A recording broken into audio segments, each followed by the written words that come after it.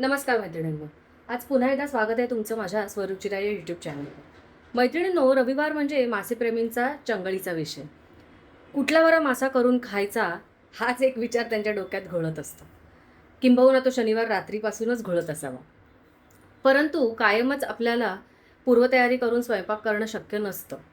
मला खात्री आहे तुमच्यापैकी बऱ्याचशा जणींची पूर्वतयारी नेहमीच केलेली असेल आणि त्या झटपट स्वयंपाक करत असतील. परंतु कधी-कधी असं होतं, की एखादा दिवस घाईचा, गडबडीचा आहे, त्यातून तो मच्छी खाण्याचा किंवा मासे खाण्याचा आहे, नॉनव्हेज खाण्याचा आहे आणि आपली काहीच तयारी झालेली नसते. मैत्रिणींनो, तुम्हाला सांगायला काहीच हरकत नाही आहे. आज खरंच मला स्वयंपाकाला उशीर झाला आहे. परंतु म्हणजे मी बाहेर गेले होते आणि वाटेत येताना कोळणीकडनं ही कोळंबी विकत घेतली आहे. ती तिने साफ करून तर दिलीच होती. आणल्यानंतर ती स्वच्छ पाण्याने धुवून इथे मी त्याला घरचेच काही मसाले लावून ठेवलेत. म्हणजे हळद, मीठ, कोकम आगळ घातलेलं आहे मी त्यात आणि थोडासा मालवणी मसाला लावून मी थोडी ती मॅरिनेट करून ठेवलेली आहे. आता ही आजची रेसिपी करण्याकरता आपल्याला काय काय बरं साहित्य लागणार आहे. तर ही मॅरिनेट केलेली कोळंबी, हा थोडा नारळ म्हणजे ओला खवलेला नारळ होता, तो मी बारीक पाणी घालून वाटून घेतलेला आहे. एक मी मध्यम आकाराचा टोमॅटो बारीक चिरून घेतलेला आहे. 2 लहान कांदे मी बारीक चिरून घेतलेले आहेत. एक मध्यम आकाराचा बटाटा मी बारीक चिरून घेतलेला आहे. 4 ते 5 मी कोकमाच्या फोडी घेतलेल्या आहेत. थोडीशी कोथिंबीर बारीक चिरून घेतलेली आहे. चिमूटभर हिंग घेतलेला आहे. हा त्याला तुम्ही मॅजिक मसाला म्हटलं तरी चालेल. हा दैसर येथील गुरव मसाले यांचा फिश करी मसाला आहे, फिश फ्राय मसाला आहे. म्हणजे या दोन्ही गोष्टींसाठी वापरता येतो. तोच मसाला आज आपण या कोळंबीसाठी वापरून झटपट ही कोळंबी कशी करता येईल हे पाहायचं आहे. शिवाय आपल्याला मसाल्याचा डबा लागणार आहे आणि फोडणीकरता तेल लागणार आहे. मैत्रिणींनो, कृतीला सुरुवात करण्यापूर्वी मी गॅस ऑन करून ही कढई ठेवली आहे. त्याच्यात थोडंसं तेल तापत ठेवलेलं आहे.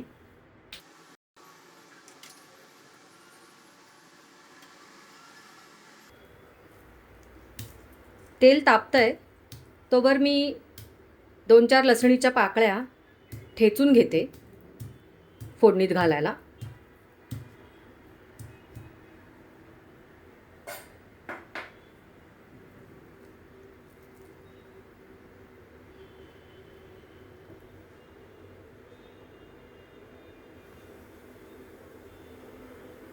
आता तेल बऱ्यापैकी तापलेलं आहे. आपण त्यात ह्या ठेचलेला हा लसूण आहे, सालीसकट ठेचलेला आहे मी तो घालते मी आणि तो तेलात थोडा परतते.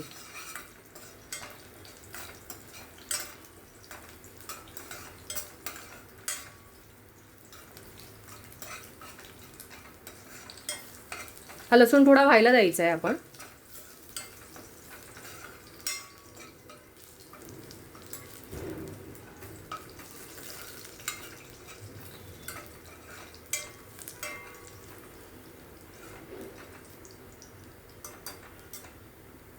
थोडा लसूण लालसर रंगावर परतल्यानंतर आपण हे 2 कांदे जे बारीक चिरून घेतलेत आपण ते घालूयात या तेलात.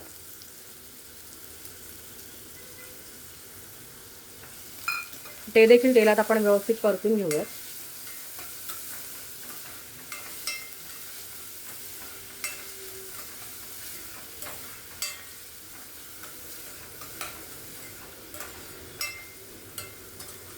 जसं माझ्या मागच्या काही रेसिपीजमध्ये मी सांगितल्याप्रमाणे मी कधीच गरम तेलात हिंग डिरेक्टली घालत नाही.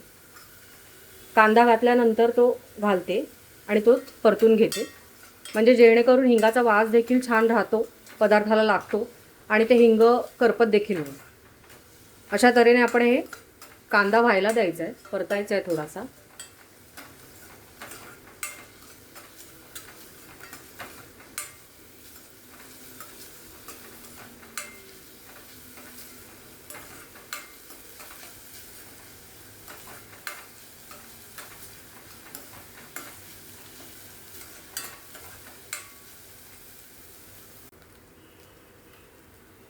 कांदा परतून झाल्यावर तेलावर आपण हा जो काय मीडियम आकाराचा एक टोमॅटो घेतला आहे ना तो घालूयात. तो टोमॅटो देखील या मिश्रणात आपण मऊसूत शिजवून घ्यायचा आहे.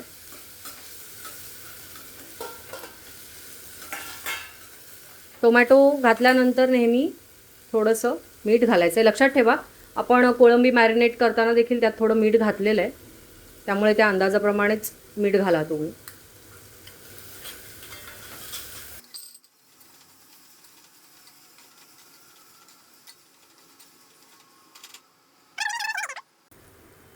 मैत्रिणींनो, तुम्ही पाहू शकताय आता कांदा टोमॅटोच्या मिश्रणाने तेल बाजूला सोडलेलं आहे. थोडंसं म्हणजे ते परतून व्यवस्थित झालेलं आहे आपला तेलात. आता या स्टेजला आपण थोडीशी कोथिंबीर त्यात घालूया, म्हणजे थोडं टेम्परेचर बॅलन्स होईल आणि घातलेले कुठलेही मसाले करपणार नाहीत, शिवाय त्याला स्वाद देखील चांगला येईल.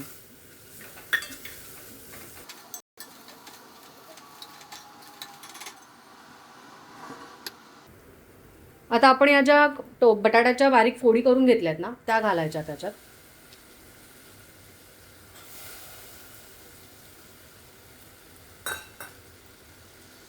आणि मिक्स करून घेऊयात आपण.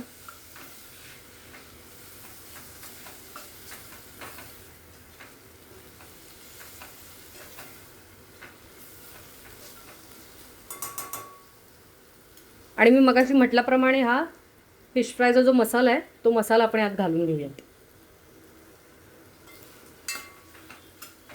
बाकी अन्य सगळे जे बेसिक मसाले आहेत ते आपण त्याला कोळंबीला लावून मगाशी मॅरिनेट केलेलं आहे.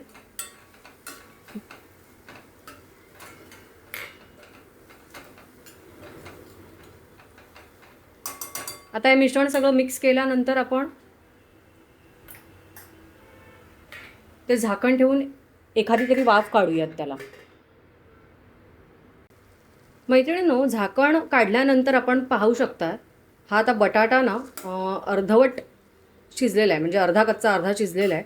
या स्टेजला आपण ही मॅरिनेट केलेली कोळंबी आहे ना ती यात घालायची.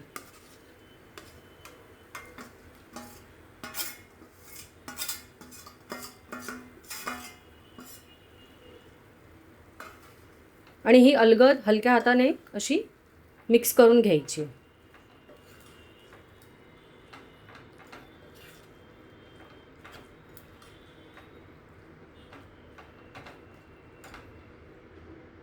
ही मिक्स करत असताना देखील तुम्ही थोडीशी बारीक चिरलेली कोथिंबीर त्यात घाला.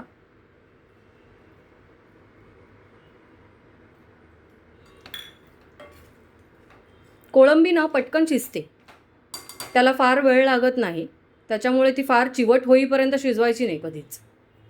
आता याच वेळेला आपण याच्यावर हे झाकण ठेवूयात पुन्हा आणि एखादी वाफ काढूयात कोळंबीला, जेणेकरून कोळंबी स्वतःचं पाणी पण सोडेल आणि पटकन शिजेल. म्हणजे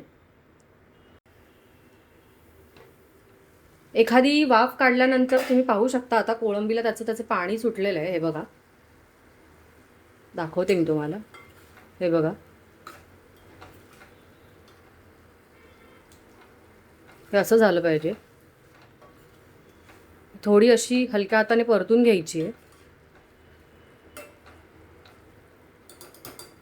आणि आत्ता याच्यात आपण गॅस बारीक करून हे जे बारीक वाटून घेतलं आहे ना खोबरं, नुसतं खोबरं आहे हे, ओलं खोबरं वाटून घेतलेलं, ते त्यात घालणार आहोत आणि ढवळून घेणार आहोत.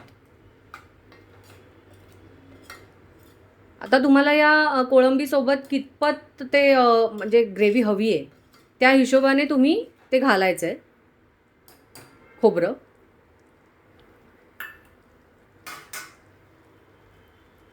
आता हे मिक्स केल्यानंतर आपण झाकण ठेवून हे होऊ देऊयात.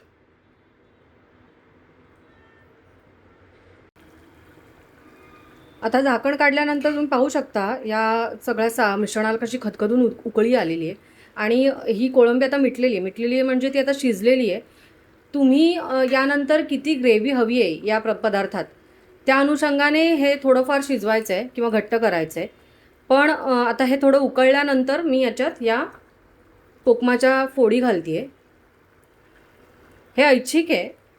टोमॅटोमुळे देखील त्याला ऑलरेडी आणि कोकम आगळ आपण ऑलरेडी लावून ठेवलं होतं, त्याच्यामुळे त्याला व्यवस्थित आंबटपणा आलेला असतो. पण तुम्हाला थोडं जर जास्त आंबट हवं असेल तर वरून तुम्ही ह्या कोकमाच्या फोडी घालू शकता. आणि पुन्हा एकदा मग ती झाकण ठेवून शिजवून घ्या थोडा वेळ. मैत्रिणींनो, तुम्ही पाहू शकता आता झाकण काढल्यानंतर ही कोळंबी आणि त्यातला हा बटाटा सगळं उत्तम शिजलेलं आहे. या ग्रेव्हीचा खरंच घमघमाट अख्ख्या घरात पसरला आहे आणि आता ही खाण्यासाठी तयार आहे. मी हे एका छान सर्विंग बोलमध्ये काढून घेते आणि तुम्हाला दाखवते. मैत्रिणींनो, अशा तऱ्हेने आपण झटपट अंगाबरोबरची ग्रेव्ही असलेला कोलंबीचा प्रकार हा करून पाहिलेला आहे. तुम्ही ही रेसिपी आवडली असल्यास अवश्य करून पहा आणि तुमचे अभिप्राय मला कमेंटद्वारे नक्की कळवा. माझं चॅनल पाहत राहा, ते सबस्क्राईब करा, शेअर करा, माझ्या रेसिपीज लाईक करा आणि मला असेच प्रोत्साहन देत चला. पुन्हा एकदा नवीन रेसिपीसह आपण नक्की भेटू. धन्यवाद.